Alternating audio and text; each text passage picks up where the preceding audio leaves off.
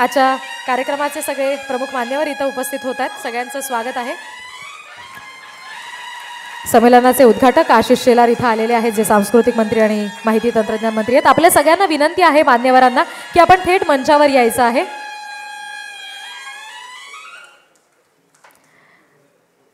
आपण दीप प्रज्वलन करून आजच्या या संमेलनाची सुरुवात करणार आहोत. अखिल भारतीय भजन संमेलन 2025चं हे पहिलं वर्ष आहे आणि त्याच पहिल्या वर्षाच्या या विशेष संमेलनासाठीच्या कार्यक्रमाची सुरुवात होतीये आणि ती आपण दीप प्रज्वलन करून करणार आहोत.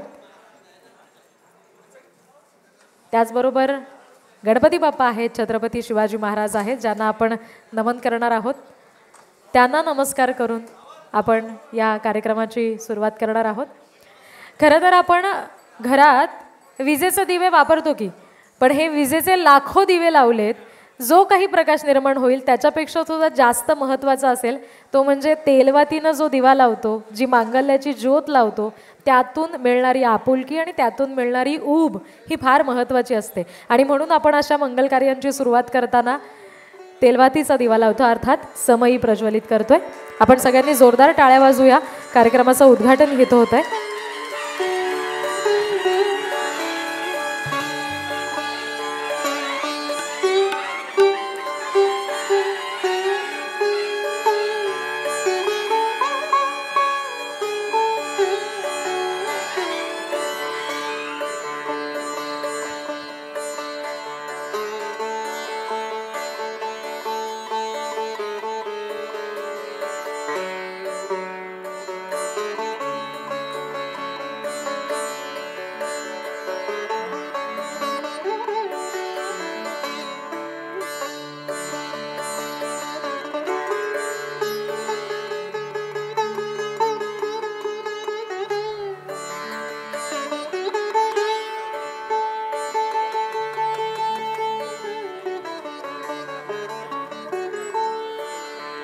सगळ्या पाहुण्यांना विनंती आहे की आपण पुन्हा एकदा मंचाच्या समोर यायचं आहे.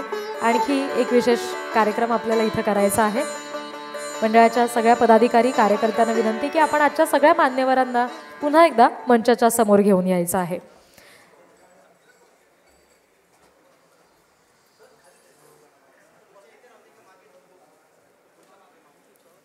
इतर सगळ्या उपस्थितांना सुद्धा विनंती आहे की आपण आहात त्याच जागी उभं राहा.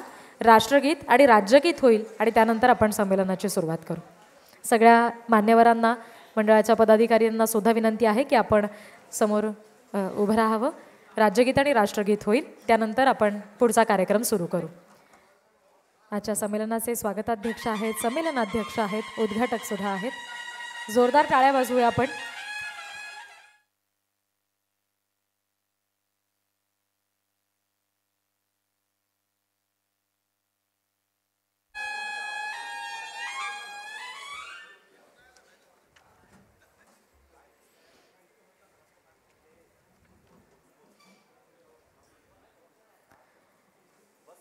सगळ्या मान्यवरांना विनंती आहे की आपण समोरच्या सोफ्यांवर आसनस्थ व्हायचं आहे.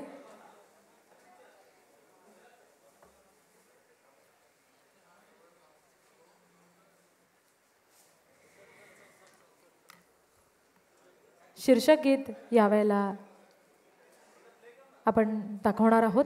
मंडळासाठीचं पहिल्यांदाच हे शीर्षक गीत आपण सगळे ऐकणार आहोत.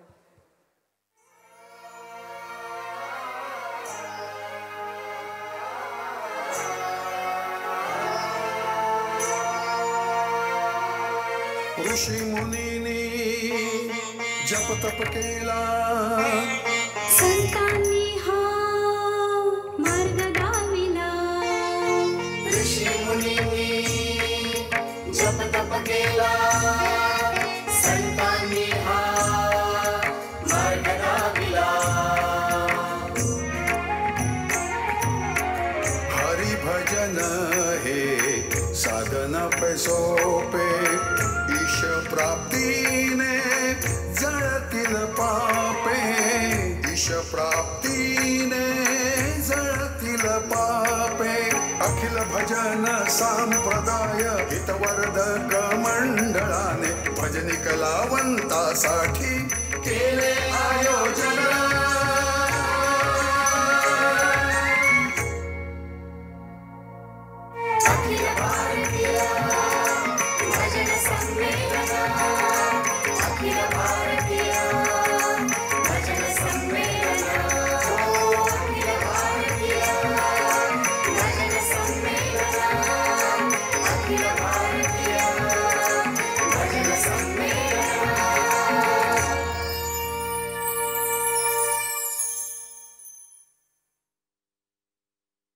सगळे आपण जोरदार टाळ्या वाजवूयात. संमेलन शीर्षक गीतासाठी ज्यांनी कष्ट घेतलेत त्यांचे फक्त एकदा नाव मी वाचणार आहे.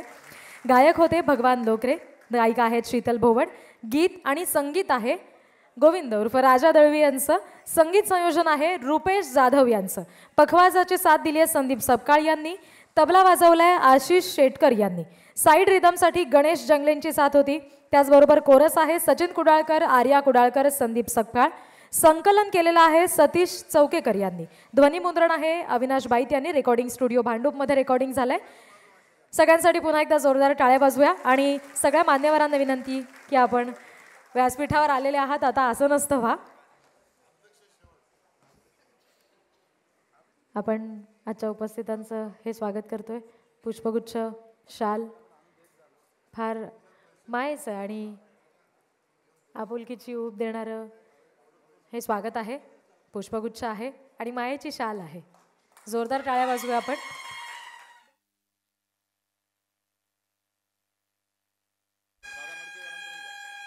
सगळ्या मान्यवरांचं स्वागत करायचं आहे. ॲडव्होकेट आशिष शेलार जे आजच्या कार्यक्रमाचे उद्घाटन आहेत त्यांचं स्वागत झालंय. संमेलनाध्यक्ष डॉक्टर सदानंद मोरे जे महाराष्ट्र राज्य साहित्य आणि संस्कृती मंडळाचे अध्यक्ष आहेत त्यांचंही स्वागत भगवान बुवा लोकरे करतील जे स्वागताध्यक्ष आहेत आजच्या या संमेलनाचे.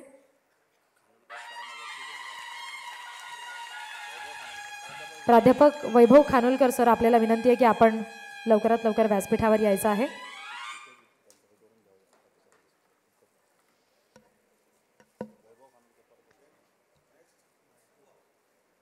ज्येष्ठ कवी वडकईकर यांचं सुद्धा आपण स्वागत करायचं आहे.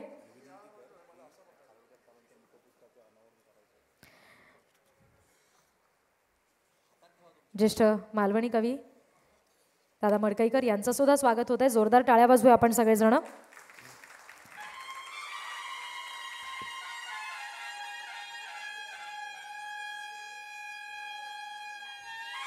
आणि यानंतर सगळ्या मान्यवरांना विनंती आहे की आपण प्राध्यापक वैभव खानोलकर यांच्या पुस्तकाच्या मुखपृष्ठाचं इथं अनावरण करायचं आहे. लोककला अभ्यासक आहेत ॲडव्होकेट आशिष शेलारजी यांच्या हस्ते हे मुखपृष्ठाचं अनावरण आज होणार आहे. इतरही मान्यवरांना विनंती की आपणही यामध्ये सहभागी व्हावं. जोरदार टाळ्या वाजवूया आपण. सिंधुदुर्गचे आहेत प्राध्यापक वैभव खानोलकर. दशावतार लोककलेचे सर्वांगीण शोध घेणारे संशोधनात्मक पुस्तक आहे.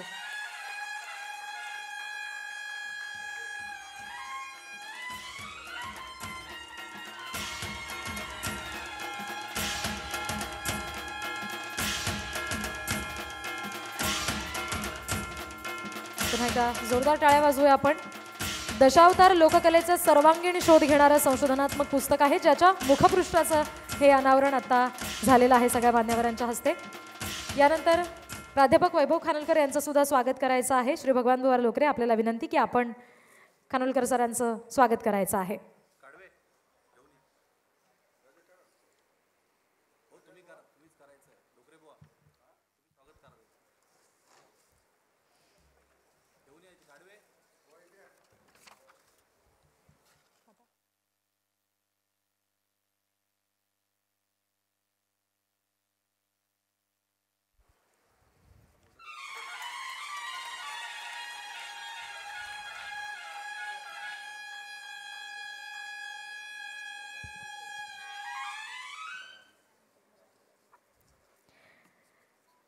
सगळ्या मान्यवरांना विनंती की आपण पुन्हा एकदा आसनस्थ व्हा आणि आजच्या या अखिल भारतीय भजन संमेलन 2025 साठीचे स्वागताध्यक्ष श्री भगवान बुवा लोकरे, आपल्याला विनंती आहे की आपण या कार्यक्रमाचं एक प्रास्ताविकपर भाषण थोडक्यात करायचं आहे.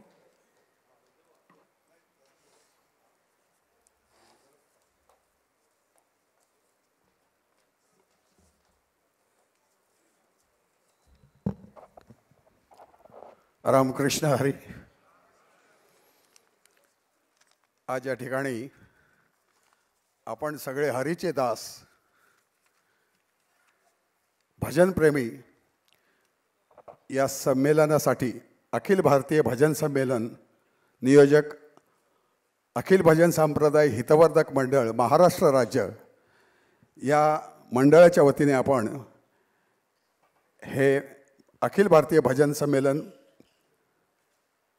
नियोजित केलेलं आहे. प्रथमतः श्री गणराया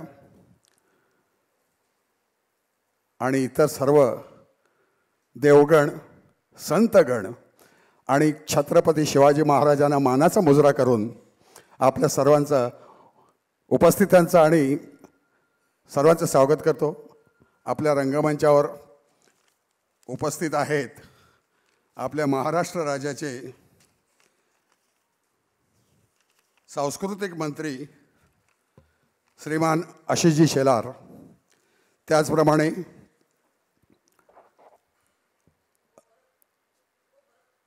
सदानंदजी मोरे आणि इतर. आज आपण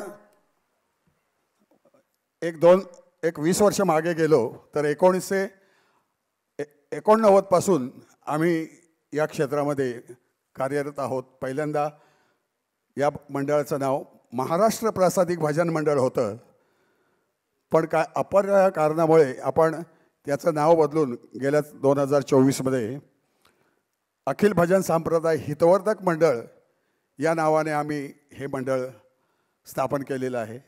आपण सगळे हरिभक्त आहोत. संतांनी म्हटलेलं आहे, वैष्णवा घरी सर्व काळ सदा झणझणीती टाळ, कण्या भाकरीचे खाणे गाठी रामनाम नाणे. तर या सर्व हरिभक्तांच्या गाठीशी नाणं कटलं आहे रामनामाचं. संपत्ती जरी नसली तर रामनामाचं नाणं मोठं आहे. आणि आम्ही जी आता झेप घेतलेली आहे ती ही रामनामाच्या गाठीवरतीच झेप घेतलेली आहे. कारण या मंडळाकडे आर्थिक बळ नाही आहे. पहिलंच वर्ष आहे अखिल भारतीय संमेलन करण्याचं. तेव्हा आम्ही कसे आहोत, तुकाराम महाराजांनी म्हटलेलं आहे, आम्ही सदैव सोडके जवळ येता चोर धाके, जाऊ पुढे भिके कुत्रे घर राखते. काही संपत्ती नसते आमच्या घरी, सांभाळायचे प्रश्न ते. म्हणून या मंडळाच्या वतीने आम्ही आमच्या महाराष्ट्र गव्हर्नमेंटला आम्ही एकोपा दाखवण्यासाठी आम्ही काहीतरी भजन मंडळ आम्ही सगळे एकत्र आहोत याची जाणीव करून देण्यासाठी आपण एकत्र आलेलो आहोत. आणि याचा फायदा आपण भविष्यामध्ये जसं नाट्य संमेलन, कवी संमेलन, साहित्य संमेलन या धर्तीवर सगळी संमेलनं होतात, तसंच या धर्तीवर आम्ही हे भजन संमेलन आयोजित केलेलं आहे. आणि याची दखल महाराष्ट्र गव्हर्नमेंटने घेऊन जसं इतर साहित्य संमेलन किंवा कुठल्याही संमेलनाला आर्थिक मदत देतात त्याप्रमाणे पुढच्या वर्षापासून आम्हाला या मंडळाला सुद्धा आर्थिक मदत मिळावी, जेणेकरून या पुढचं आम्ही संमेलन षण्मुखानंद हॉलमध्ये घेऊ याची ग्वाही देतो. पण ते डिपेंड अपॉन महाराष्ट्र गव्हर्नमेंट आणि ते काम आमचे मंत्री करतीलच, आशिषजी करतीलच ही मी आशा बाळगतो.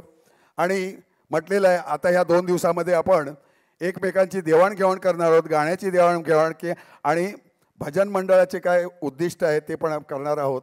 कारण म्हटलेलं आहे, सर्वांगी सुवास परी तो उगलणारा आहे, सभोवती तरुवर चंदन करीत जाये. आपल्याकडे जे आहे ते दुसऱ्याला दिले पाहिजे. चंदनाचं एक झाड जर जंगलामध्ये असेल तर त्याच्या सुवासाने ते अख्खं जंगल चंदनमय करून टाकतं. तसं आपल्याकडे आहे ते आपण लोकांना देऊया, याच्यातून आपण शिकूया. सरांना जायचं आहे लवकर म्हणून मी इथेच थांबतो. रामकृष्ण हरी.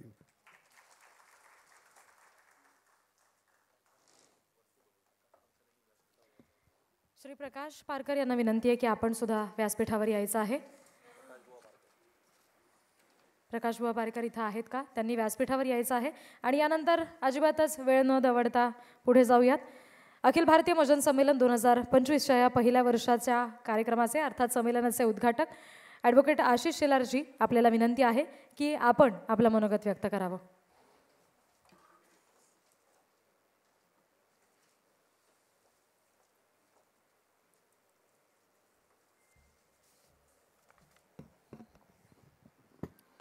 रामकृष्ण हरी.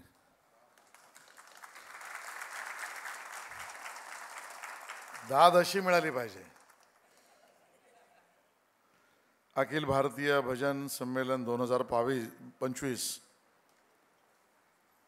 या ठिकाणी उपस्थित असलेले स्वागताध्यक्ष सन्माननीय भगवान दत्तू लोकरेजी, सुप्रसिद्ध भजनकार, संमेलनाध्यक्ष असलेले आमचे सन्माननीय डॉक्टर श्री सदानंद मोरेजी, अध्यक्ष महाराष्ट्र राज्य साहित्य आणि संस्कृती मंडळ, आमचे ज्येष्ठ सहकारी आणि कोकणात गेल्यावर मी शक्यतो त्यांना कुठेही असले तरी पकडतोच असे श्रेष्ठ कवी श्री दादा मडकईकर, या ठिकाणी उपस्थित असलेले सर्व मान्यवर आणि उपस्थित बंधू भगिनी आणि मातांनो,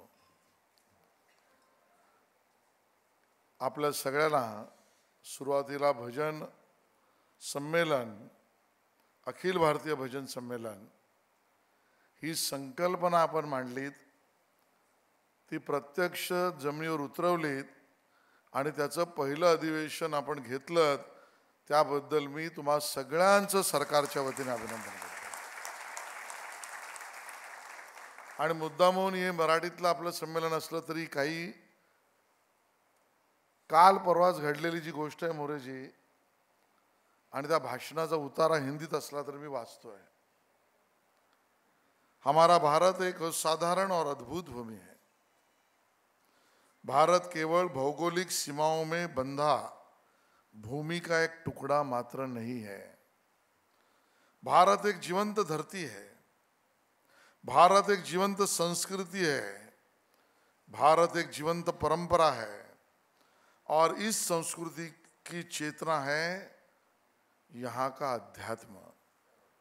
और इसलिए यदि भारत को समझना है तो हमें पहले अध्यात्म को आत्मसात करना होगा.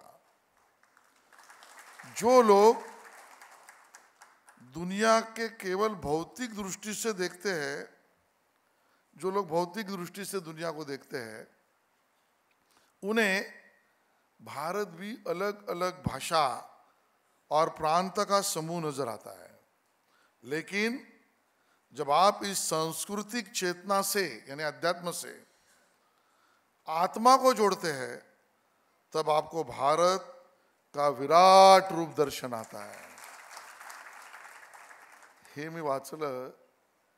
ही आपल्या देशाची आध्यात्मिक सांस्कृतिक जीवन संस्कृती, जीवन परंपरा याची ओळख हा भाषणाचा उतारा मी वाचला. तो परवाच मुंबईत आलेल्या प्रधानमंत्री नरेंद्र मोदीजींच्या भाषणातला मुद्दा वाचला. आणि मग या दृष्टिकोनातून आपला महाराष्ट्र आणि देश समजायचा असेल तर आपला महाराष्ट्र, आपल्या महाराष्ट्राची संस्कृती, आपल्या महाराष्ट्राची लोककला कुठे दडली आहे, कुठे लपली आहे, कुठे आहे, तर ती जशी दऱ्याखोऱ्यात आहे, ती जशी छत्रपती शिवाजी महाराजांचं नाव घेण्यामध्ये आहे, ती जसं राजमाता आई जिजाऊचं संस्कार घेण्यामध्ये आहे, ही प्रथा परंपरा संस्कृती आता 350 वर्ष चालू आहे म्हणून अहिल्याबाई होळकरांच्या कर्तृत्वामध्ये आहे. आणि 300वे जन्माचं वर्ष चालू आहे म्हणून सांगतोय महाराणी छत्रपती तारा राणी यांच्या संघर्षामध्ये आहे. तशीच महाराष्ट्राची संस्कृती माझ्या दृष्टीने हरिभक्त पारायण आणि भजनामध्ये बसलेल्या माझ्या मंडळींमध्ये आहे. आणि खरं तर मी या संमेलनाला मध्ये येऊन ज्या भावना व्यक्त करतो त्यामध्ये लोकरे बुवा, मी तुमच्यावर माझा राग व्यक्त करतोय. मी राग यासाठी व्यक्त करतोय, आजकाल शिक्षण विभाग मजबूत आहे, नाही तर पूर्वी शिक्षण विभागामध्ये पेपर लीक व्हायचे, तसं मी पुढच्या 6 महिन्यानंतर जे करणार आहे तो पेपर लीक कसा झाला आणि लोकरे बुवानी अखिल भारतीय भजन साई मंडळ संमेलनाची मागणी कशी केली, जे मी करणारच होतो, हा माझा राग आहे. पण मी पण विसरून केलेलंच भजन असतं. त्यामुळे मी जे करणार होतो ते तुम्ही केलं, तर आता तुमच्या मागे उभं राहणं ही संपूर्णतः माझी आणि महाराष्ट्र सरकारची जबाबदारी आहे. मी सुरुवातीलाच तुम्हाला आश्वस्त करतो,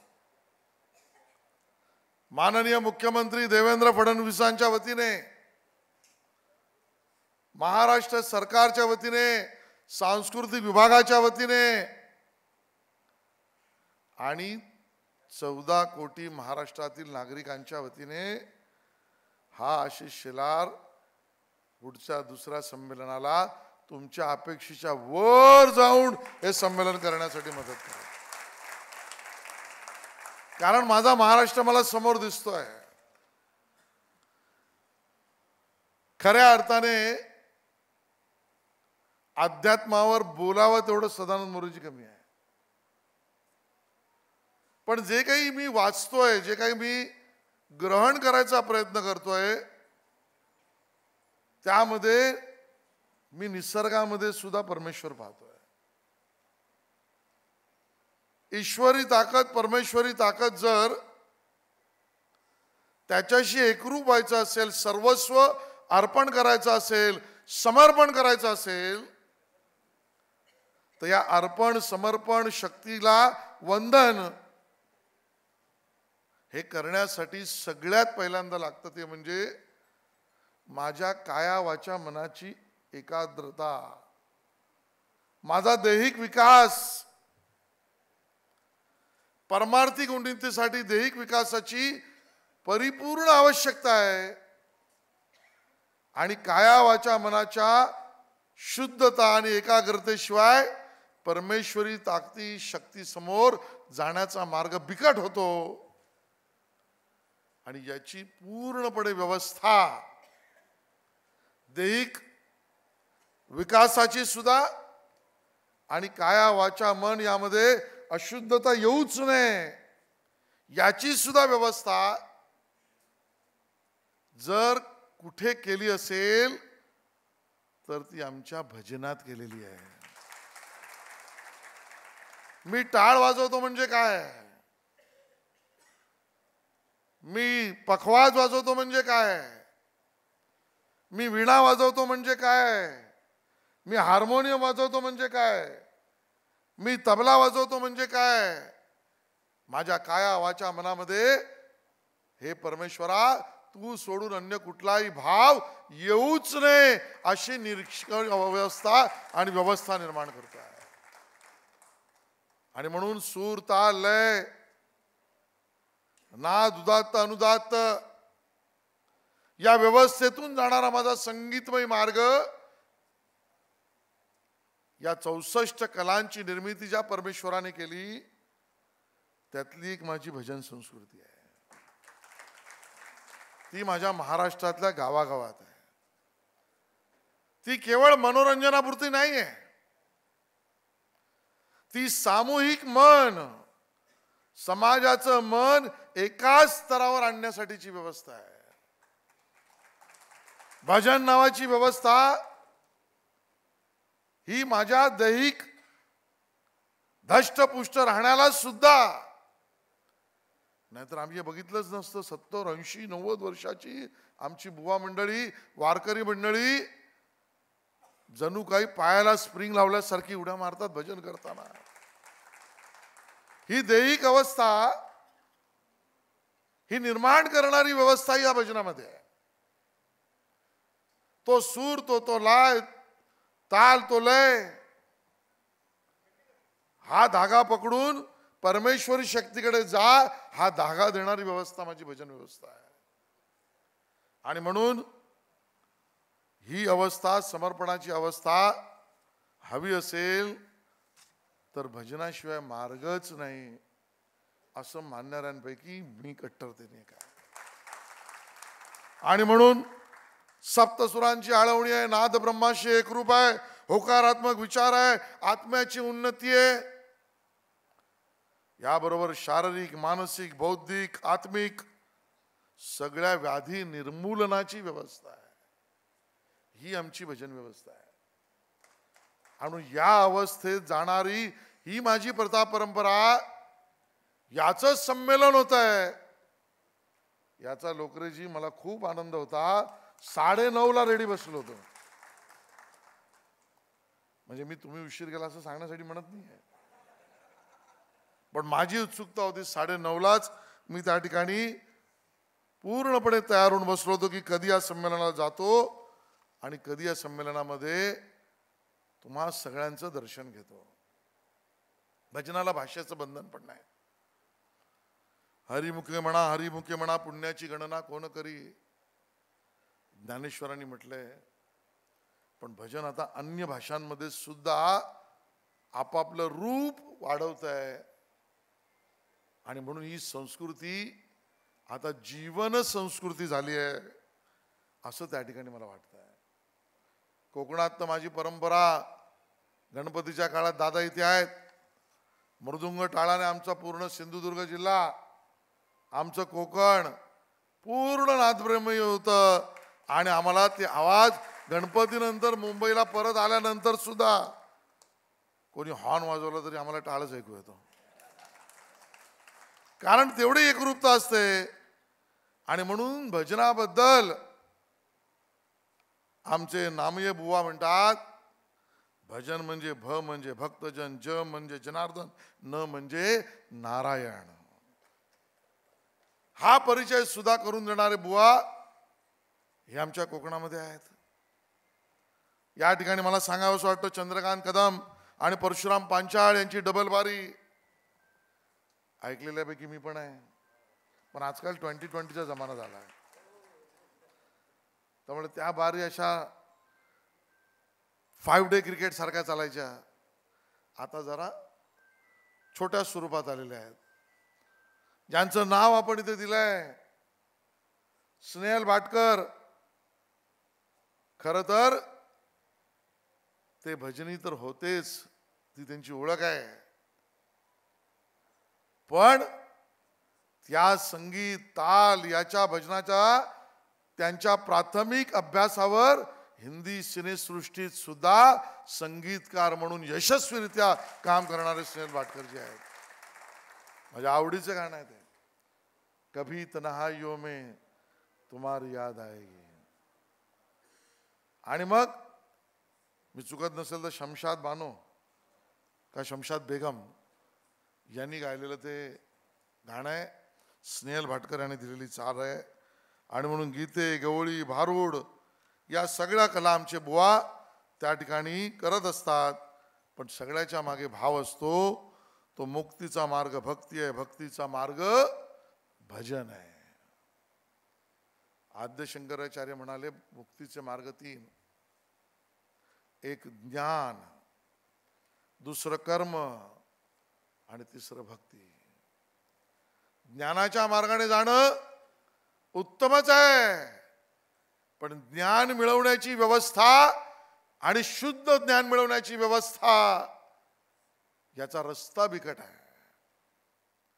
कर्म 100% चांगलं असलं पाहिजे, तोही रस्ताच उत्तम आहे, त्याची तुलनाच होऊ शकत नाही. पण कलियुगामध्ये 100% शुद्ध कर्माची व्यवस्था कुठे आहे? मग मुक्तीचा मार्ग सगळ्यात सोपा सांगितलाय तो, स्वतःला विसर, भक्ती मार्गात लीन हो. भक्ती मार्गात लीन व्हायचं असेल तर भजनात लीन हो, हाच त्यातला मार्ग आहे. आणि म्हणून आजकाल मला हे भजन माझ्या आवडीचं ऐकायला मिळालेलं नाहीये. खूप आवडीचं भजन आहे आमच्या कोकणामध्ये, ते खूपदा ऐकलंय मी. कशासाठी येऊ देवा तुझ्या मंदिरात. आणि भाव बघा, कशासाठी येऊ देवा तुझ्या मंदिरात, मूर्ती तुझी वसते माझ्या नित्य अंतरात. बरं, याला जोड लोककल्याणाचा आहे. पुढे याला जोड लोककल्याणाचा आहे. कर्म थोर गीतेचे सार जाणतो मी. गीतेचं सार जाणतो, पण कुठल्या? कर्म थोर गीतेचे. नित्य सर्व कर्मामध्ये तुला पाहतो मी. देवा तुला कुठे पाहतो? नित्य सर्व कर्मामध्ये तुला पाहतो मी. कर्मरूप सेवा, सेवा कुठली देतोय तुझ्याकडे? कर्मरूप सेवा तुझ्या पदी वाहतो मी. तिथे रंगतो मी देवा, भक्तीच्या रसात कशासाठी येऊ देवा तुझ्या मंदिरात. आणि ही भाव कर्मरूपी भक्तीचा घेऊन जाणारा हा रस्ता, याचा हा मार्ग पहिल्या वर्षाचा असला तरी त्याचा राष्ट्रीय महामार्ग दुसऱ्या संमेलनापासून सुरू होईल आणि ती जबाबदारी माझी असेल एवढंच त्या ठिकाणी सांगतो. मला दुसऱ्या कार्यक्रमाला जाण्याची परवानगी मागतो. धन्यवाद. जय हिंद, जय महाराष्ट्र. रामकृष्ण हरी.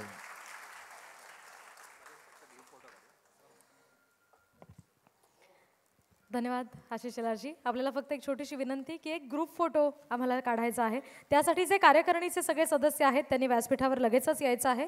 हा ग्रुप फोटो इथे होणार आहे.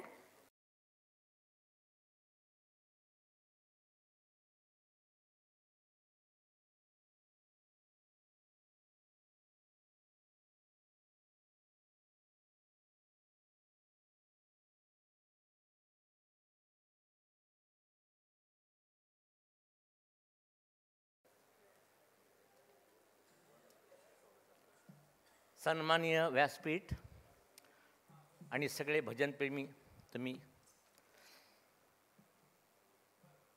आमच्या लहानपणी 5 वार होते भजनाचे. सोमवार शंकराचो, गणपतीचो वार मंगळवार, बुधवार नाय, शुक्रवार सातेरेचो आणि शनिवार मारुतीचो. हा सगळं आम्ही लहानपणाहून बघितलो. त्याच्यावर आमचं पिंड पोचलो भजनावरती. आणि त्याच्यातून मी मग माझ्या कवितेने चाली लावू लागलं आहे त्या भजनामुळे. त्याच्यातून निघाला ह्या काय तर लोक विचार तुका चाली कशा लावू घेतं, शिकाक नाही बज शिकाक नाही काय नाही आणि चाली कशाला येतं. तर ह्या सगळा पारंपरिकता होती आमच्याकडे. तिथून मग ते बुवा थंयसर भजन करीत, मोडक्या तोडक्या काहीतरी भजन करीत मग कोणतरी त्यांना काहीतरी क्लासाक जायत आता. तिथून मग मुंबई गेले काय ते बुवा जायत. त्या मटेरियल खेळा सगळा आमचा जो कोकणात हा ह्या भजनाचा. आणि त्या अजूनही लोकांनी जपून ठेवलेला असा. त्यांना माहीत नाही आम्ही काय करतो आता माहीत नाही. पण देवाची सेवा हा विषय असा. देवाची सेवा जरी असली तरी तुम्ही ते सैनिक निर्माण करतात आणि मुंबईत पाठवतात आणि त्याची मग बुवा जातात. हे मी माझ्या प्रत्येक डोळ्याने बघलेला असा. आणि मी मालवणी कविता लिहिते त्यात मी मालवणी भजन सोडले ते गवळणी नृत्य आणि ते कार्यक्रम मी करीत असते सगळीकडे. ह्या जा तुम्ही कोकणातून इल्ल्या माणसाने बुवा करतात आणि ते का आता तुम्ही हा भजन संमेलन करून आणि एक नवीन दिशा दिल्यात, व्यासपीठ दिल्यात, त्याबद्दल आयोजकाचे आभार मानून मी माझे 2 शब्द संपवतोय. जय हिंद, जय महाराष्ट्र. धन्यवाद दादा. आणि यानंतर अखिल भारतीय भजन संमेलन 2025च्या या पहिल्या वर्षाच्या संमेलनाचे संमेलनाध्यक्ष, महाराष्ट्र राज्य साहित्य आणि संस्कृती मंडळाचे अध्यक्ष डॉक्टर सदानंद मोरे, आपल्याला विनंती आहे की आपण आपलं मनोगत व्यक्त करावं.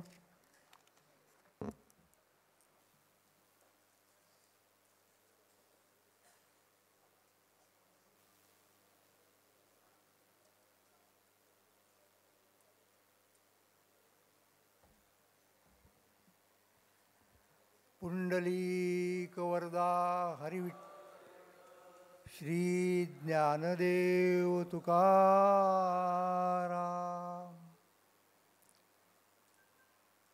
सर्वांना सप्रेम रामकृष्ण हरी.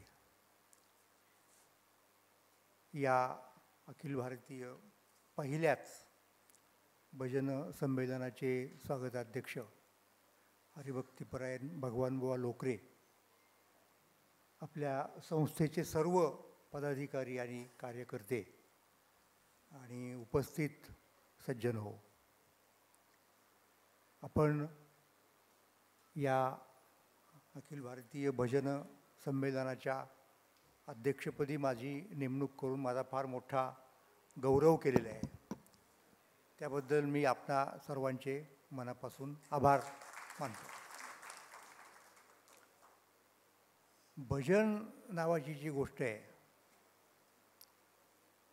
ती महाराष्ट्राच्या आयडेंटिटीचा भाग आहे. तुम्ही महाराष्ट्राचं कितीही वर्णन करा, पण जोपर्यंत तुम्ही महाराष्ट्र हा भजन करणाऱ्या लोकांचा देश आहे असं सांगत नाही, तोपर्यंत ते वर्णन पूर्ण होत नाही. आणि महाराष्ट्रापुरतं सोडाच, मगाशी नामदार साहेबांनी सांगितलं, शेलार साहेबांनी, की भारतीय पातळीवरती, म्हणजे आता आपलं हे पहिलंच आहे त्यामुळं कदाचित जास्त मंडळी बाहेरून आलेली नसतील, पण भारताला जोडणारा जो दुवा आहे किंवा जे दुवे आहेत 2-4, आपण म्हणतो की नाही भारत माझा देश आहे आणि सगळा भारतीय आपण एकच आहे असं समजतो. भाषा वेगळ्या असतील, आणखीन काय काय भौगोलिक रचना वेगळ्या असतील, हवामान वेगळं असेल, पण त्या सगळ्यांना जोडणाऱ्या ज्या काही गोष्टी आहेत त्याच्यामध्ये भजन नावाची गोष्ट अत्यंत महत्त्वाची आहे. खूप प्राचीन काळी कदाचित वेदपठण असेल की दक्षिणेतला अगदी थेट केरळामधला ब्राह्मण आणि तिकडे उत्तरेतला काश्मीरमधला, ते जेव्हा आता त्यांची मातृभाषा वेगळीच असते, पण जेव्हा ते वेदपठण करायला एकत्र येतात तेव्हा त्यांचा उच्चार सारखाच असतो. म्हणजे अशा पद्धतीने भारताला जोडणारे सांस्कृतिक दुवे कोणते अशी जेव्हा चर्चा होती तेव्हा भजन नावाची गोष्ट खरोखर आहे. तुम्ही बंगालमध्ये जा, तिथे चैतन्य प्रभूंच्या संप्रदायामधली भजनं आहेत. बाऊल नावाचा एक तिथे संप्रदाय आहे, त्यांची भजनं असतात. तुम्ही पंजाबमध्ये जा, पंजाबमध्ये शीख धर्मीयांनी त्यांना शबद कीर्तन असं नाव दिलं तिथल्या प्रकारच्या भजनाला, आणि ते कुठनं तिकडे गेलं तर ते गेलं महाराष्ट्रातनं. नामदेव महाराज तिकडे गेले आणि नामदेव महाराजांनी तिथल्या लोकांना भजनाची दीक्षा दिली. तुम्ही गुजरात राजस्थानमध्ये पहा, तिथं हवेली संगीत आहे. वल्लभाचार्याच्या सांप्रदायिक लोकांनी त्या ठिकाणी अशा पद्धतीने एक वेगळ्या प्रकारची भजनं सुरू केली, परंपरा रागदारीला जास्त जवळची जाणारी, त्याला त्यांनी हवेली संगीत असं नाव दिलं. तुम्ही दक्षिणेत जा, तुम्हाला तेच आढळेल. म्हणजे तिथलं जे शास्त्रीय संगीत आहे ज्याला आपण दक्षिण भारतीय संगीत वगैरे म्हणतो, ते मुळात भजनातूनच निघालेलं आहे.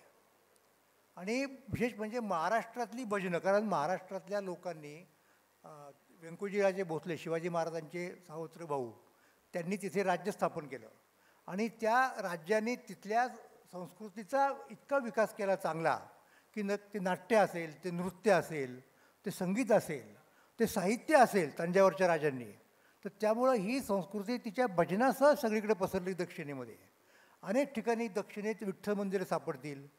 तिथे आता उदाहरण तुम्हाला सांगतो, एक त्यांचं नाव तुकाराम गणपती महाराज, ते तमिळनाडूमध्ये कडियन्नलूर नावाच्या गावात त्यांचा आश्रम काय म्हणा त्याला आहे, आणि ते भजन करत करत जगभर फिरले. ही भजनं आपली भजनं करत, ज्ञानोबा तुकोबांची भजनं करत अमेरिकेत गेले, दुबईला गेले आणि तिथल्या सगळ्या लोकांना त्यांनी अक्षरशः, तर ही जी आपली परंपरा आहे संपूर्ण भारतात गेलेली वगैरे, आणि ही सगळी मंडळी पंढरपूरला यायची, तिथून शिकून काही जायची. चैतन्य प्रभू आले, संप्रदायातले लोक, वल्लभाचार्य आले, रामानुज आले, आणि त्यांनी तिथे तिथे आपापले मठ, पंढरपूरला त्यांची मठ आहेत त्यांचे.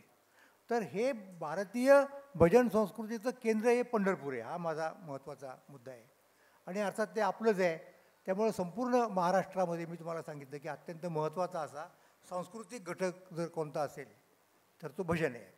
आणि भजनाला वारकरी संप्रदायात किती महत्त्व आहे या संबंधीचं तुकोबारायांचं एकच प्रमाण सांगतो.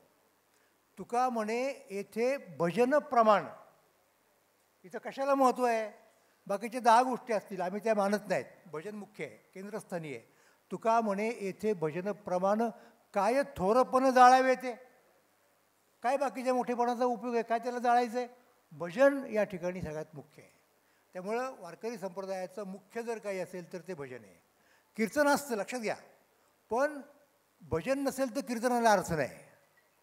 बाकीच्याही ठिकाणी कीर्तन असतं पण तिथं भजनाला महत्त्व नाही. आपल्याकडे भजन नावाची जी गोष्ट आहे ती मुख्य असते.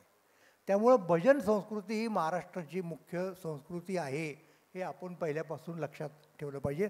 गावोगावी भजनी मंडळ असतात. गुरुवारी एकादशीच्या दिवशी ही सगळी मंडळी एकत्र येतात, पण त्या सगळ्यांना अशा पद्धतीने एकत्र करण्याचं काम हे आपण केलेलं आहे. म्हणून आपणाला सगळ्या महाराष्ट्राच्या वतीने मी धन्यवाद देतो. आणि भजन संस्कृतीमध्ये कोकणाचं विशेष स्थान आहे हे तुम्हाला सांगायला पाहिजे. म्हणजे हे अत्यंत औचित्यपूर्ण आहे की कोकणाशी संबंध असलेल्या मंडळींनीच याच्यामध्ये पुढे येणं. काय संबंध आहे बघा, गावोगावी तुम्हाला दिसतात भजनी मंडळी आहेत. आणि मला आणखीन एका गोष्टीकडे आपलं लक्ष वेधायचं आहे. कोकणामध्ये ज्या महिला भजन करतात त्यांना सुद्धा बुवा म्हणतात. म्हणजे या ठिकाणी ज्याला आपण जेंडर म्हणतो, लिंगभेद म्हणतो, तो सुद्धा गळून पडतो.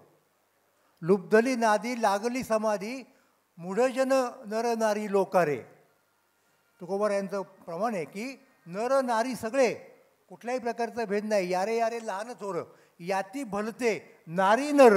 लहान थोर नारी नर सगळ्या जातीचे करावा विचार नलगे चिंता कवनासी. अशा प्रकारे हे भजनाचं आहे. म्हणून पंढरीमध्ये जर काय असेल तर पंढरीला विठ्ठल आहे. बाकीच्या ठिकाणी देव नाही का, वेगवेगळ्या स्वरूपामध्ये आहे. कुठे त्याला आपण अन्नब्रह्म म्हणतो, कुठे द्रव्यब्रह्म म्हणतो. तिरुपतीला काय आहे? पंढरपूरचं जे ब्रह्म आहे ते नादब्रह्म आहे. ते नादब्रह्म आहे. म्हणजे भजनातून, म्हणजे तुम्हाला आश्चर्य वाटेल, तुकोबाराय सांगतात की हा जो देव आहे ना तो पहिल्यांदा निर्गुण निराकार होता. हे एकनाथ महाराज सांगतात, तुकोबांचं नाही, नाथ महाराजांचं प्रमाण आहे. तो निर्गुण निराकार होता. त्या निर्गुण निराकाराला सगुण साकार आम्ही केलं, मूर्तिरूपात आणलं. कशाच्या जोरावरती आणलं? कशाच्या जोरावरती? आता भजने देव केला. भजन करून करून अनिला ही रूपा बळे त्याला सगुण साकार केलं, रूपात आणलं, आपल्या इंद्रियांच्या कक्षेत आणलं. त्याला आपण पाहू शकतो, त्याला आपण ऐकू शकतो, त्याच्या पायावरती आपण डोकं देऊ शकतो. हे कसं? अनला ही रूपा बळे करुणी खळे हरिदासी. खळं असतं की नाही? आपल्याला कल्पना आहे. म्हणजे कोकणात भातशेतीला जास्त महत्त्व आहे. इकडे देशामध्ये ज्वारी बाजरी त्याचं खळं करतात. म्हणजे ती कणसं तिथे आणतात. तर कणसाच्या मध्ये आतमध्ये ते जोंधळ्याचे दाणे असतात, आतमध्ये ते बाजरीचे दाणे असतात. ते दिसत नाहीत. तर त्यातलं सगळं टरफल बाजूला काढतात त्या खळ्यामध्ये. त्याच्यावरती बैल फिरवतात. आता सध्याच्या काळात वेगळ्या प्रकारची यंत्र आली, हा भाग सोडा. आणि मग ते खळं केल्यानंतर त्यातनं तुम्हाला ज्वारी मिळते, त्यातनं तुम्हाला बाजरी मिळते. तसं या सगळ्या जगाच्या पसारात परमात्मा कुठल्या खळ्यामध्ये? हा आमच्या भजनाच्या खळ्यामध्ये असतो. आणि आम्ही त्याला सगुण साकार संपूर्ण निजल्याने गाता उभा नारायण बैसता कीर्तन करता डोले. हे जे काही आहे भजनाचं महत्त्व ते करुणी खळे हरिदासी. म्हणून आता भजने देव केला. आणि म्हणून एकनाथ महाराज विनोदाने म्हणतात, भक्त वडील देव दाखवला. भक्त मोठा आहे देवापेक्षा. का? तर त्यांनी देवाला या अर्थाने जन्म दिला की तो पूर्वी निर्गुण निराकार होता आणि सगळे ऋषी मुनी अमुक तमुक त्यांनी त्याला तसंच राहून दिलं.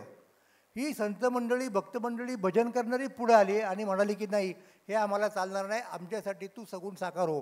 मग त्यांच्या आग्रहामुळं, त्यांच्या प्रार्थनेमुळं, त्यांच्या हट्टामुळं त्यांनी काय केलं, त्यांच्या आळीमुळं त्यांनी सगुण साकार रूप धारण केलं.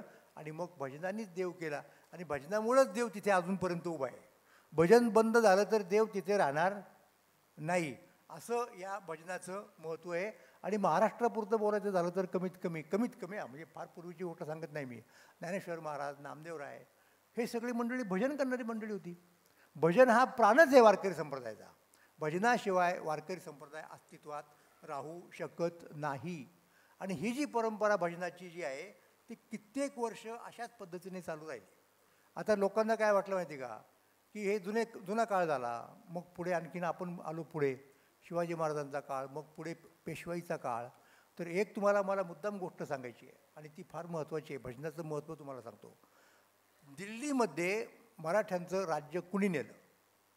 व्यक्तीचं नाव जर घ्यायचं झालं तर महादजी शिंदे, दुसरं नाव नाही. 30 वर्ष महादजी शिंदे दिल्लीचा कारभार पाहत होते. त्यांनी जे सांगितलं ते बादशाहाने ऐकलं. महादजी शिंदे शूरवीर मुत्सद्दी सेनापती सगळं काही होते. पण त्याच्यापेक्षा सगळ्यात महत्त्वाची गोष्ट म्हणजे महादजी शिंदे भजनी बुवा होते. आणि त्यांचं भजन कसं असायचं? त्यांनी स्वतः अभंग रचले. त्यांनी स्वतः भगवद्गीतेचा अर्थ लिहिला. ज्ञानेश्वरी जसा आहे भगवद्गीतेचा अर्थ मराठीमध्ये, तसं महादजी शिंदेंनी भगवद्गीतेचा अर्थ मराठीत केला आणि त्या पुस्तकाला नाव दिलं माधवदासी. आणि मग ते भजन करायचे. आणि ते भजन जेव्हा करायचे ते उभं राहून भजन करायचे, हातामध्ये विणा घेऊन भजन करायचे, पंढरपूरला येऊन विठ्ठलापुढे भजन करायचे. आणि त्यांची ती परंपरा ग्वाल्हेरच्या शिंदे घराण्याने कितीतरी वर्ष, कितीतरी पिढ्या जपली होती. आणि ज्याला आपण शास्त्रीय संगीत म्हणतो, त्या शास्त्रीय संगीतामधलं मुख्य घराणं कोणतं? ते ग्वाल्हेर घराणं. आणि ग्वाल्हेर घराण्यातले जेवढे थोर गायक होऊन गेले त्या सगळ्या गायकांना भजन करायला लागायचं. दरवर्षी ग्वाल्हेरचे राजे संस्थानिक म्हणजे ते जिवाजी महाराज असतील, ते माधवराव महाराज असतील, ते पंढरपूरला यायचे आणि पंढरपूरला त्यांचं भजन व्हायचं देवाच्या पुढे. आणि त्या भजनामध्ये कोण कोण लोक असायचे त्यांना साथी द्यायला, की जे भारतीय पातळीवरती शास्त्रीय संगीतात क्रमांक 1चे असायचे. म्हणजे बीन वाजवणारे, वाद्य वाजवणारे बीनकार बंदे आली, पखवाजवाले पानशे, हद्दू खा, हस्सू खा, रहमत खा, हे सगळे मोठमोठे लोक त्या ठिकाणी भजन करायचे, मराठीमधली भजनं गायचे आणि महाराज स्वतः भजन गायचे. म्हणून माझी व शिंदे हे भजनी भाऊ आहेत. हा त्याचा माझा मुद्दा आहे. आणि पुढची तुम्हाला एक गंमत सांगतो. काय झालं, एकदा ग्वाल्हेरला हे भजनवाले लोक सगळे आणि गुजरातमध्ये गायकवाड सरकार, बडोद्याचे गायकवाड, त्यांचा जास्त कल लावण्यांच्याकडे असायचा. म्हणजे पूर्वीची गोष्ट सांगतो तुम्हाला. पण ज्या वेळेला सयाजीराव महाराजांचे धाकटे बंधू संपतराव गायकवाड हे ग्वाल्हेरला गेले काही निमित्ताने आणि त्यांनी ग्वाल्हेरमधला भजनाचा सगळा बाज पाहिला. ही सगळी ग्वाल्हेरची शिंदे कसे भजन करतात महाराजांच्या सकट, तेव्हा त्यांनी बडोद्याला आल्यानंतर भजनी मंडळ स्थापन केलं. सगळ्या राजघराण्यातल्या लोकांचं, बडोद्याच्या सगळ्या प्रतिष्ठित लोकांचं. खास माणसं आणली शिकवायला शास्त्रीय संगीत भजनासाठी. त्याच्यामध्ये कोण कोण लोक होते तुम्हाला आश्चर्य वाटेल. तुम्हाला एक गोष्ट सांगतो आणि फार इंटरेस्टिंग गोष्ट आहे आणि ते सांगून मी थांबवणार आहे माझं भाषण. ती गोष्ट अशी आहे की आपल्याकडे आपण कीर्तनामध्ये भजनामध्ये शास्त्रीय पद्धतीने चाली लावून म्हणत असतो आणि भजनी बुवा तर हे करतातच करतात. आणि त्याच्यामध्ये स्नेहल भाटकरांचा किती मोठा वाटा आहे हे आपणाला माहिती आहे. आपण त्यांचं नावच दिलं व्यासपीठाला. तर एक ग्वाल्हेर घराण्यामधून बंदे आली म्हणून जे बिनकार होते त्यांची एक शिष्या होती, त्यांची ती पत्नी पण होती, तिचं नाव चुन्ना. तर बंदे आलीनी एक भजन कोणतं ते मी सांगतो तुम्हाला. हे चुन्नाला शिकवलं बरं का. आणि चुन्नाला इकडे बोलवलं गेलं, कुठे? बडोद्यामध्ये. का तर राजस्त्रियांना, राजघराण्यातल्या स्त्रियांना भजन शिकवायचं. आणखीन तिथं ज्या कोणी भजन म्हणजे संगीत गाणाऱ्या ज्या गायिका होत्या त्यांच्यामध्ये एक गायिकेचं नाव होतं ताराबाई. तर त्या ताराबाईला चुन्नाने एक भजन शिकवलं आणि ते भजन कोणतं? तर हिची दान देगा देवा आपण सगळे म्हणतो. आता ते भजन मग पुढे त्या ताराबाईने लग्न केलं कुणाशी? फार महत्त्वाची गोष्ट आहे आणि इंटरेस्टिंग गोष्ट आहे, उस्ताद अब्दुल करीम खान साहेबांशी. आणि त्यांनी ते भजन करीम खान साहेबाला शिकवलं. मग करीम खान साहेबांनी त्यांच्या किराणा घराण्यातल्या लोकांना शिकवलं. त्याच्यामध्ये एक होते बाळकृष्णबुवा कपिलेश्वरी. आणि पूर्वीच्या काळात किराणातली सगळी मंडळी हे म्हणायची, अलीकडच्या काळात म्हणत नाही, विसरून गेले. त्यामुळे आपल्याला त्यांचं काय करायचं आहे. तर हे मला कुठं कळलं? हे मला समजलं बाळकृष्णबुवा कपिलेश्वरी हे जे शिष्य होते अब्दुल करीम खानचे, त्यांनी चरित्र लिहिलं आहे. आणि त्याच्यात त्यांनी एवढंही सांगितलं की ते भजनातली चाल ही पिलू रागामधली होती. तर मी किराणातल्या लोकांना अनेक लोकांना विचारलं, तुम्हाला येतो का? तुम्हाला तर नाही. आणि अचानक मला ही चाल चक्क वारकऱ्यांच्या फडावर सापडली. म्हणजे शास्त्रीय संगीताचे लोक आणि वारकरी भजनी बुवा यांच्यामध्ये एक इंटरॅक्शन असायची. इकडच्या चाली तिकडं, तिकडच्या चाली इकडं. आता शक्यता अशी सुद्धा आहे की मुळात बंदे आलीनी ती चाल आहे ती वारकऱ्यांच्याकडनं ऐकली असणार, खरोखरच्या भजनींच्याकडनं, आणि मग ती चुन्नाला शिकवली असणार. आता तुम्ही म्हणाल हे मी सगळं सांगतोय असं गुढ कशाला? कुठला अभंग तो मी तुम्हाला सांगितला, चाल नाही सांगितली. पिलू ठुमरी अत्यंत प्रसिद्ध आहे आणि त्याची त्या ठुमरीची मूळ रेकॉर्ड अब्दुल करीम खान साहेबाची आहे. ती कोणती तुम्हाला सांगतो आणि मग तुम्हाला वारकरी चाल सांगतो फडावरची. सोच समझ नादान सोच समझ नादान अत्यंत प्रसिद्ध आहे, भारतभर प्रसिद्ध आहे पिलू ठुमरी. आता तुम्ही ह्याची दानं देगा देवा ऐका. आणि हे वारकऱ्यांच्या फडात म्हणतात. ते तिकडचं सगळं असं बाज बघा कसा निर्माण झाला. ह्याची दान देगा देवा तुझा विसरण व्हावा, गुणगाईन आवडी, हे गुणगाईन आवडी. हा भजनाचा महिमा आहे. म्हणजे भारतीय संगीत घडवण्यामध्ये भजनाचा किती मोठा वाटा आहे लक्षात घ्या. ही आंतरक्रिया एकमेकांशी अख्खं ग्वाल्हेर घरानं पुढे येण्यामध्ये घडण्यामध्ये या भजन संगीताचा फार मोठा वाटा आहे. म्हणून भक्ती संगीत हा एक शब्द आहे, पण त्याच्यापेक्षा मी भजन संगीत हा शब्द जास्त पसंत करतो. कारण भक्तिगीतं अनेक असतात, सगळ्यांना आपण भजन नाही म्हणत. भजन म्हणजे त्याचा एक विशिष्ट बात असला पाहिजे, त्याच्यामध्ये विशिष्ट भाव असला पाहिजे. आणि ही जी गोष्ट आहे ती या पद्धतीने आपल्या या सगळ्या मंडळींनी पुढे आणलेली आहे, म्हणून ते महत्त्वाचं आहे. मग आता अलीकडच्या काळामध्ये जेव्हा आता तुम्ही म्हणाल की वया जुन्या गोष्टी झाल्या, मराठ्यांचं राज्य होतं, आता आपण बदललो, इंग्रजांचं राज्य आलं, आधुनिक लोक सगळे आले, त्याच्यामुळे भजन मागे पडलं का? तर नाही. जे फार मोठे लोक होते महाराष्ट्रामध्ये, समाजसुधारक, विद्वान, त्यांच्यामध्ये भजन शिल्लक राहिलं. म्हणजे आपण तर करतोच, आपण पारंपरिकच भजनी आहे, पण मोठमोठे लोक, बाळशास्त्री जांभेकर ज्यांनी वर्तमानपत्र काढलं पहिलं मराठीतलं, आणि ते पहिले प्रोफेसर मराठी असलेले, त्यांनी बाळशास्त्री जांभेकरांनी त्यांची पद्धत होती की रात्री हातामध्ये विणा घेऊन पंचपदी म्हटल्याशिवाय झोपायचं नाही. भांडारकर मुळातले कोकणामधले रामकृष्णपंत भांडारकर जगप्रसिद्ध, ते कीर्तन करायला शिकले, भजन करायला शिकले. त्यांनी बाळकृष्णबुवा इचलकरंजीकर होते, त्यांची शिकवणी लावली ग्वाल्हेर घराण्यातले, आणि मग भजन करायचे. अशी तुम्हाला किती नावं सांगू मी. आणि अगदी अलीकडच्या काळामध्ये हा मात्र माझा नक्की कुठपर्यंत भजन कसं आलं, बालगंधर्व. तुम्हाला सांगतो, बालगंधर्व आपल्याला माहिती आहेत कशासाठी, नाटकातली पदं म्हणायची. पण बालगंधर्वांचे एक प्रसिद्ध चरित्रकार जे बालगंधर्वांच्याकडं ऑर्गन वाजवायचे नाटकात, हरिभाऊ देशपांडे, त्यांनी असं लिहिलेलं आहे, आणि मला ते फार महत्त्वाचं वाटतं की बालगंधर्वांच्या नाट्यगीतांपेक्षा बालगंधर्वांची भजनं अधिक भारी आहेत. तर एवढं भजनाचं महिमा कुमार गंधर्वांनी गायली, तुकाराम दर्शन, तुकोबांचे अभंग गायले, असे तुम्हाला कितीतरी सांगता येतील. थेट आज तागायत भीमसेन जोशीचं केवळ भजनामुळे महाराष्ट्रात प्रसिद्ध झाले. नुसते शास्त्रीय संगीत ते गात असते तर इतक्यापर्यंत लोकांच्या घरापर्यंत पोहोचले नसते. तर हे जे भजन आहे त्या भजनाला काहीतरी एक संस्थात्मक व्यवस्थिशीर रूप आलं पाहिजे, म्हणून या मंडळींनी लोकरे बुवांनी आणि आपण सगळ्यांनी पुढाकार घेतला आणि हे पहिलं संमेलन भरवलं. त्याबद्दल मी त्यांना धन्यवाद देतो, त्यांचं अभिनंदन करतो. आणि आता शेलार साहेबांनी जाहीर आश्वासन दिलेलं आहे, पुढच्या वेळेला भव्य अशा प्रकारचा कार्यक्रम आणि खरोखर सगळ्या प्रकारची भजनं, पंजाबातले लोक असतील, बंगालमधले असतील, गुजरातमधले असतील, तुकाराम गणपतीसारखे दक्षिण भारतातले असतील, ह्या सगळ्यांना एकदा एका स्टेजवरती येऊ द्यात आणि अख्ख्या महाराष्ट्राला भजन संस्कृतीची ओळख पटू द्यात, एवढंच मला म्हणायचं आहे. आणि हे मला सांगण्यासाठी माझ्या मनातल्या काही गोष्टी आपण इथे मला पाचारण केलं आणि अध्यक्ष केलं या संमेलनाचं. म्हणजे केवढं माझं मोठं नशीब आहे, मी अखिल भारतीय साहित्य संमेलनाचा अध्यक्ष झालो आणि नेमकं ते गुमानला संमेलन झालं 2015 साली. आज मला हा एक सन्मान मिळतो आहे, त्याच्याबद्दल मी आपणा सर्वांचे नतमस्तक होऊन आभार मानतो आणि थांबतो आणि शुभेच्छा देतो. धन्यवाद.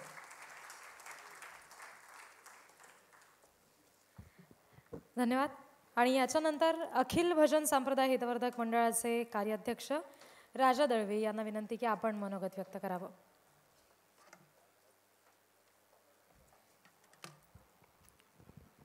नमस्कार, रामकृष्ण हरी. उद्घाटन समारंभ आपला थोडा लेट झालेला आहे.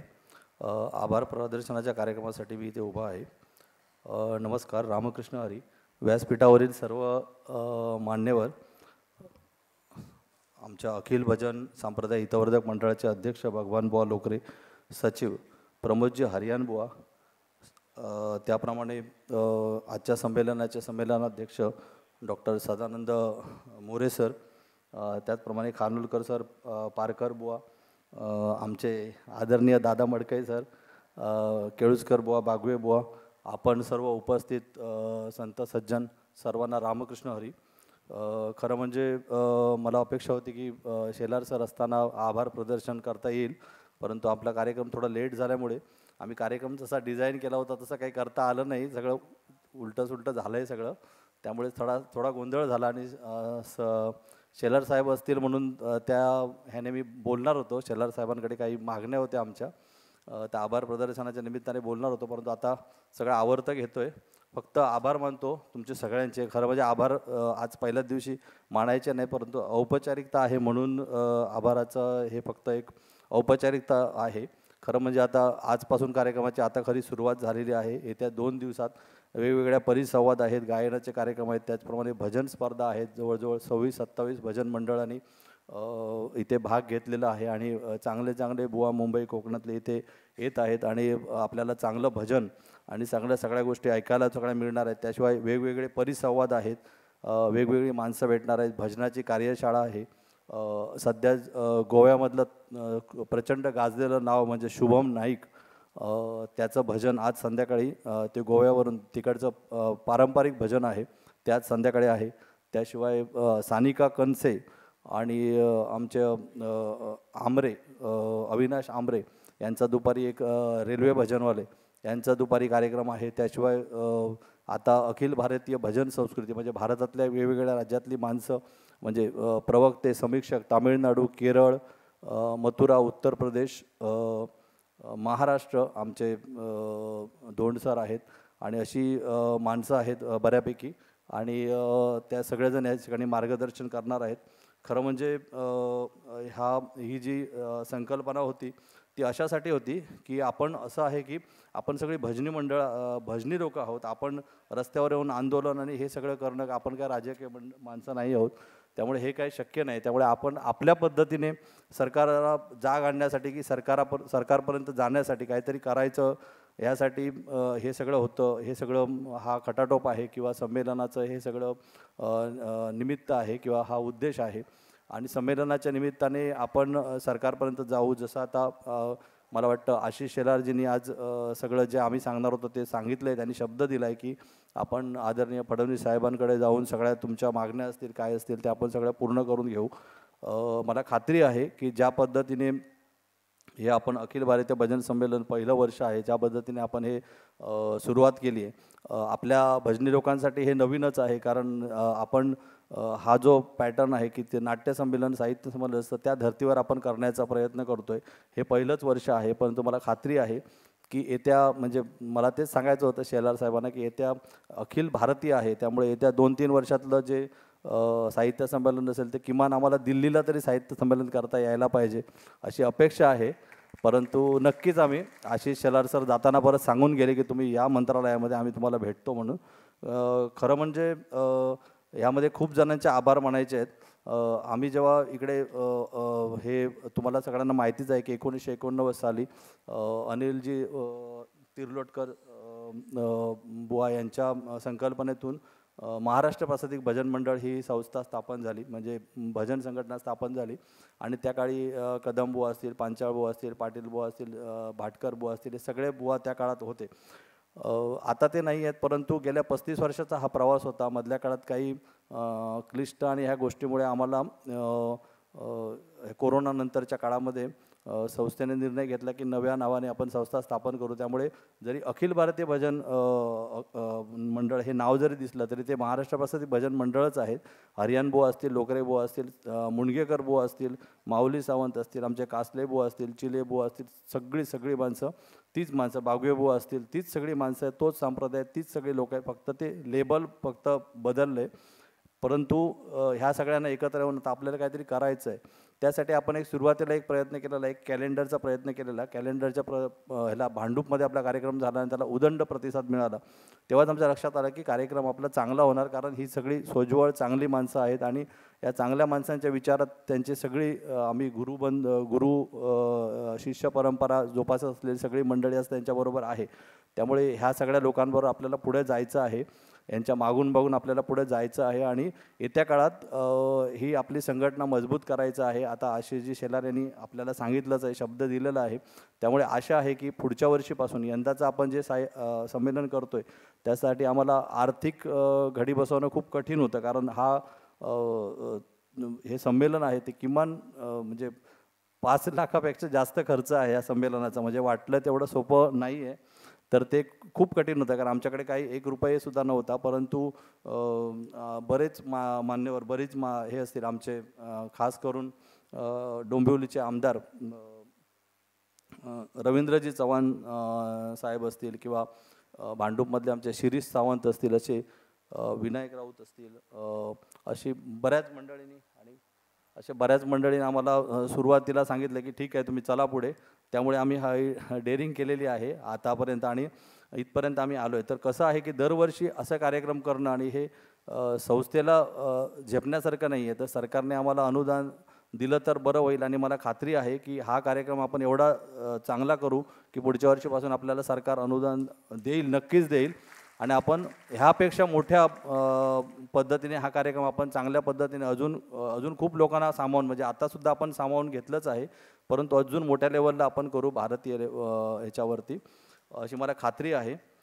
महत्त्वाचं म्हणजे असं आहे ह्या कार्यक्रमाच्या निमित्ताने सांगायचं म्हणजे जेव्हा संमेलन करायचं झालं तेव्हा सगळ्यात महत्त्वाची गोष्ट अशी होती आमच्यासमोर की आम्हाला संमेलनाला एक संमेलनाध्यक्ष लागतो.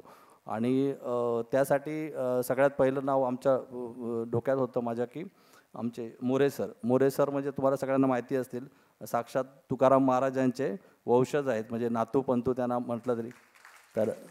तर आता आपल्याबरोबर साक्षात तुकाराम महाराज बसले आहेत असंच तुम्ही समजू शकता. आणि आज त्यांचं कार्य एवढं मोठं आहे महाराष्ट्रात किंवा देशभरात, हे सगळ्यांना तुम्ही साधं गुगलवर जरी टाकला तरी तुम्हाला समजेल की ती व्यक्तिमत्व काय आहे. तर अजून दुसरी महत्त्वाची गोष्ट म्हणजे सांगता समारंभासाठी आम्हाला पंढरपूर देवस्थान ट्रस्टचे अध्यक्ष हबप गहिनीनाथ औसेकर महाराज यांनीसुद्धा वेळ दिला होता, परंतु त्यांच्या मातोश्रीना जरा प्रॉब्लेम झाला आहे. ते खूप आजारी असल्यामुळे त्यांनी माघार घेतली. त्यांनी रिक्वेस्ट केली की पुढच्या वेळेला येईन, आता मला जरा शक्य होणार नाही आहे. म्हणून आम्हाला निमंत्रण पत्रिका वगैरे करायला त्या गोष्टीमुळे आम्हाला वेळ झाला, कारण ह्याच्यामध्ये आमचा खूप वेळ गेला. असो तरी पण ह्या निमित्ताने आम्ही कणकवलीमध्ये गेलो होतो सभा घ्यायला आणि तिथे आम्ही खास करून नाव घेईन ते म्हणजे आदरणीय संतोषजी कानडे बुवा यांचं आणि आमचे पारकर बुवा असतील किंवा पारकर बुवांचे इतर सगळे मंडळी असतील, आमचे मिराशी बुवा असतील, ह्या सगळ्या मंडळींना आता सगळ्यांचीच नावं घेत नाही, परंतु कणकवलीचे जे मंडळ होते आमचे केळुसकर बुवा असतील, ह्या सगळ्या मंडळींनी उदंड म्हणजे प्रतिसाद दिला तिकडच्या लोकांनी. आणि खास करून तिकडे नितेश राणे साहेब आले होते आणि त्यांनी शब्द दिला की जे काय लागेल भजनी कलावंतांना ते सगळं द्यायचं आणि सगळं करायची जबाबदारी माझी आहे. येत्या 2 दिवसात नितेश राणे साहेबसुद्धा येणार आहेत. खरोखर आम्ही त्यांचे आभार मानतो. आणि कानडे बुवांसारखे मानधन समितीचे सध्या अध्यक्ष आहेत, ते कानडे बुवांसारखी माणसं आमच्याबरोबर आहेत, पारकर बुवांसारखी आमचे लाड बुवा आहे, सगळी मंडळी केळुसकर बुवा ही सगळे आहेत, ते आम्ही त्यासाठी खरोखर त्यांचे आभार मानतो. खरं म्हणजे आपलीच माणसं आहेत, आभार मानायची काही हे नाही आहे. परंतु आम्ही त्यानंतर आम्हाला नितेश राणे साहेबांनी नागपूरला अधिवेशनाला बोलावलं होतं. अधिवेशनाच्या दरम्यान बऱ्याच मंत्री महोदयांना आम्ही तिकडे भेटलो. आम्ही त्यांना संकल्पना सांगितल्या, त्यांनी कार्यक्रमाला येणार असं सांगितलं. येत्या 2 दिवसात ती सगळी मंडळी येईल. खास करून शरद पवार साहेब त्यांचं आज कृषी प्रदर्शन होतं, परंतु त्यांनी सांगितलेलं आहे की आवर्जून पुढच्या वेळेला मी नक्की येईन, कारण आता त्यांना 8 दिवसापूर्वीच आम्ही सांगायला गेलेलो. तर किमान 1 महिना अगोदर सांगितलं असतं तर ते नक्की आले असते. पुढच्या वेळी आम्ही नक्की येऊ म्हणाले, परंतु त्यांनी शुभेच्छा मात्र दिलेल्या आहेत. राजसाहेब किंवा सर्व मान्यवर मंडळींनी आम्हाला शुभेच्छा दिलेल्या आहेत, परंतु सगळ्यांचे खूप कमी वेळात सांगितल्यामुळे काही लोकांना प्रॉब्लेम आहे. तरी पण बऱ्यापैकी लोक ह्या कार्यक्रमाला येणार आहेत. तर ह्या सगळ्यांचे आभार मानावे तेवढे कमीच आहेत. आणि खास करून आमचे मोरे साहेब, तर मोरे सरांनी ह्या संमेलनाला जेव्हा फोन केला तर 1 मिनिटात सांगितलं की मी या कार्यक्रमाला येतो. आणि आता त्यांनी सगळं ते व्यक्त झालेत आपल्यासमोर, त्यामुळे ते काय काय म्हणाले ते सगळं त्यांनी आता सांगितलेलं आहे. अजून एक महत्त्वाची गोष्ट अशी आहे की खरं म्हणजे हे संमेलन 8 आणि 9 नोव्हेंबरला होणार होतं, परंतु अचानक तिकडे म्हणजे त्यांनी इलेक्शनचा तो पिरियड होता, त्यामुळे तेव्हाचे सांस्कृतिक मंत्री होते सुधीर भाऊ मुनगंटीवार. तर मुनगंटीवारांकडे आम्ही जेव्हा गेलो, मी आणि आमचे लब्धे साहेब गेलेलो, तेव्हा मुनगंटीवार साहेबांनी आम्हाला लिहून दिलं कागदावर की पुढचं सरकार आमचंच येणार आहे आणि आमच्या ह्याच्यातच ह्या कार्यक्रम व्हायला पाहिजे, तर तुम्ही कार्यक्रम पुढे ढकला. म्हणून आम्ही हा कार्यक्रम पुढे ढकलला. आणि आजच्या तारखेला मग कसं असतं की नाट्यगृहांचे वेळ 2-2 दिवसाची बुकिंग आणि हे सगळं जुळवणं खूप कठीण असतं. तर त्यामध्ये आम्हाला हे नाट्यगृह 2 दिवसासाठी आज मिळालं, त्यामुळे तुम्हाला थोडी उपस्थिती कमी दिसते, कारण आदरणीय चिंतामणी पांचाळबुवांचं स्मारकाचं आज तिकडे अनावरण आहे कुडाळला, आणि तिकडे काही मंडळी आमची आहेत, ती काही मंडळी उद्यापर्यंत येतील. परंतु आम्हाला तेव्हा माहिती नव्हतं की ती त्यांची तारीख आहे, बरोबर नारायण बुवा, आम्हाला तेव्हा ते माहिती नव्हतं, पण आम्ही ती तारीख घेतली, त्यामुळे थोडीशी गर्दी त्यामुळे गावची थोडी कमी वाटते गावावरनं, तरी पण बऱ्यापैकी गावावरनं मंडळी सगळी आलेली आहे. तर अशा पद्धतीने आम्ही हा कार्यक्रम पुढे घेतला आणि सरकार त्यांचं आलं, परंतु सुधीर भाऊ जरी आता त्या पदावर नसले तरी आशिष शेलार साहेब आले आणि त्यांनी छानपैकी म्हणजे त्यांनी जबाबदारी घेतली आता. त्यामुळे आशा आहे की येत्या काळात आपल्याला खूप चांगले दिवस बघायला मिळतात आणि पुढच्या वर्षी आपण जो इथे कार्यक्रम प्रायव्हेट करतो आहे तर पुढच्या वर्षी सरकार अंतर्गत तो कार्यक्रम होईल याची मला खात्री आहे. आणि माझी विनंती असेल या व्यासपीठावरून मोरे सरांना की पुढच्या वर्षी सर तुम्हाला पुन्हा यायचं आहे, इकडे नक्की यायचं आहे. औसेकर महाराज आणि इतर सगळी मंडळी नक्कीच येतील आणि भारतभरातनं इतर मंडळी पण यंदा तर आहेतच, परंतु पुढच्या वर्षी पण येतील. आता मी या सगळ्यांचे आभार मानतो आणि उद्घाटनाचा कार्यक्रम संपला असं जाहीर करतो. आता यानंतर भजन स्पर्धा असतील, भजन स्पर्धा आणि इतर जे कार्यक्रम आहेत ते चालू राहतील. जी कोणी मंडळी आली त्यांना परत एकदा सांगतो की इथे संपूर्ण 2 दिवस चहा, बिस्किट, जेवण सगळी व्यवस्था आहे. तर इथे सगळं जे काय 2 दिवसात जे कार्यक्रम आहेत त्या सगळ्यांचा त्यांनी लाभ घ्यायचा आहे. आणि जे आपले कोण असतील मित्र परिवार जे कोण असतील त्यांना फोन करून बोलवायचं आहे, सांगायचं आहे. इथे सगळी व्यवस्था केलेली आहे दुपारच्या जेवणाची, दिवसभर चहा, बिस्किट. तर सगळ्यांनी त्या गोष्टीचा लाभ घ्यायचा आहे. आमचं पहिलंच वर्ष आहे हे संमेलनाचं. आमच्याकडून काही चूक होत असेल किंवा कोणाचं मानपान काय जरा इकडे तिकडे होत असेल तर कृपया आमच्या निदर्शनाला आणून द्यावं. राग मानू नये, रागावू नये कृपया, एवढीच विनंती करतो आणि सर्वांची रजा घेतो. जय हिंद, जय महाराष्ट्र.